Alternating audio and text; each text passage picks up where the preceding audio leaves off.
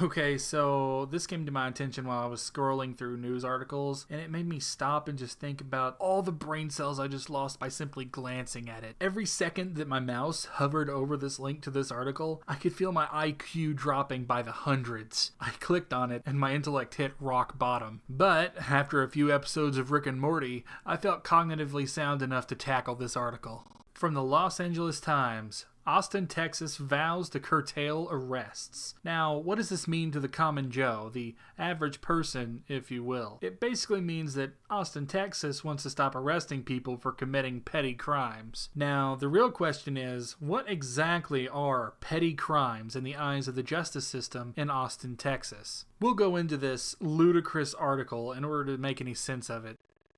Ever since the Texas legislature last year passed one of the country's most aggressive anti-sanctuary city laws, some enclaves have fought officials over the extent to which police can ignore federal immigration law. The state regulation, known as Senate Bill 4, has been described by opponents as the Show Your Papers law for allowing officers to ask about the immigration status of anybody arrested or detained. Greg Abbott signed the law in May 2017, and Austin was among the first cities to challenge it in federal court. The law is currently in effect while a case against it proceeds. The Trump administration, in the midst of legal battles against some states and cities for their sanctuary policies, has cheered Texas, even as officers in cities such as Houston and Austin have rarely used the law to ask immigration questions. Some cities have indeed followed a part of the Texas law that calls for police to hold detainees believed to be in the country illegally. The White House has said dozens of sanctuary cities and counties in the country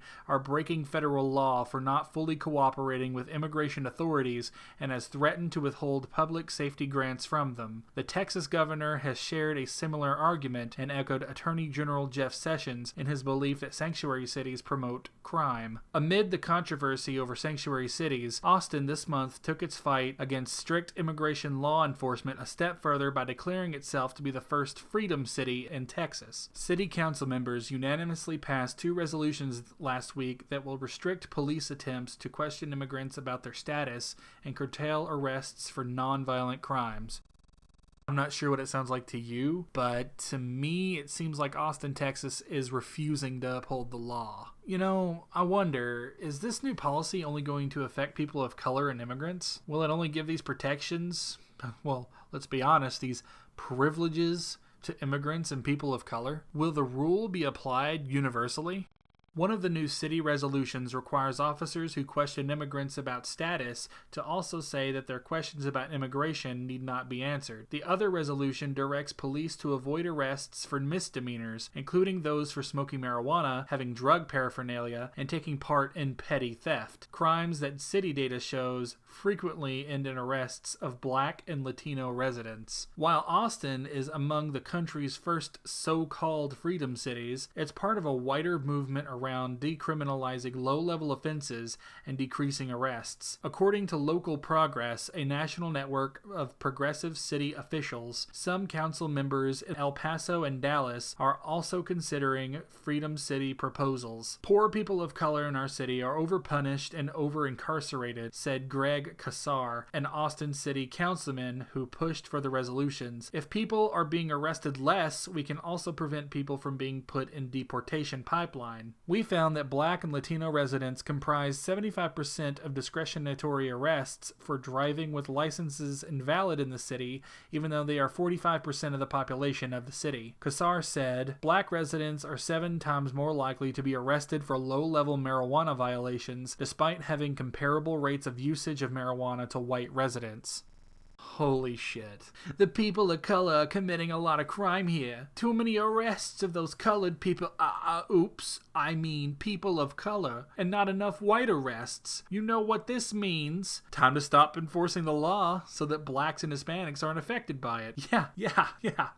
Because that'll stop them from committing the crimes. What the fuck is wrong with you, Austin? El Paso, Dallas, what the fuck? You're quite literally allowing for crime to happen in your city because blacks and Hispanics are overrepresented? Oh, of course, this is just racism, isn't it? It's racism that put the marijuana in the black guy's hand. Oh, it's just racism that caused that Hispanic woman to steal from that convenience store. Because whites aren't being arrested enough, we're going to stop charging the blacks with it. We're going to stop enforcing the law for certain people. You're literally legalizing theft. You are legalizing the taking of someone else's property. This upsets me. This upsets me a lot.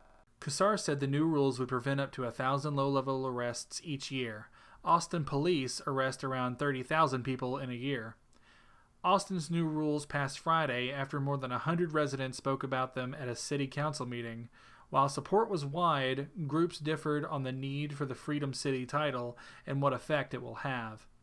Ken Cassidy, the Austin Police Assistant President, said that although the police union supported reducing arrests, misleading data were cited to garner support for the resolutions. We do arrest more blacks and Hispanics, but the problem we have is that people do not want to look at the reasons why, said Cassidy. He said he thought marijuana usage in public was higher among black and Latino residents. That, he believed, leads to disproportionate arrests, even if overall usage by white residents was comparable. So, the police has come out and basically explained that it's not racism that blacks and Hispanics are arrested for these petty offenses, but that blacks and Hispanics tend to do it in public more often than whites, leading to more arrests. That seems perfectly reasonable. If your dumbass is out there smoking weed on your front porch or out in public somewhere and the police happen to come upon you either through luck or someone calling them, it's not racism, nor is it unfair for them to arrest you. Hey officer, why are the arrest numbers for people of color so much higher? Because we catch them committing crimes more often. That's racist. What isn't racist these days? Holy shit. What the fuck is next? I'm almost afraid to ask. We will not tolerate being called racists, Cassidy said. He added that officers do not regularly ask for immigration information when making arrests or writing tickets. To us, this is a symbolic move, he said of the Freedom City vote. Nelson Linder, president of the Austin chapter of the National Association for the Advancement of Colored People, said that the new moniker largely amounted to city branding. We appreciate the gesture and the idea, said Linder. This city has a history of symbolic overtures, but has been inconsistent in providing the kind of leadership that will implement its own resolutions.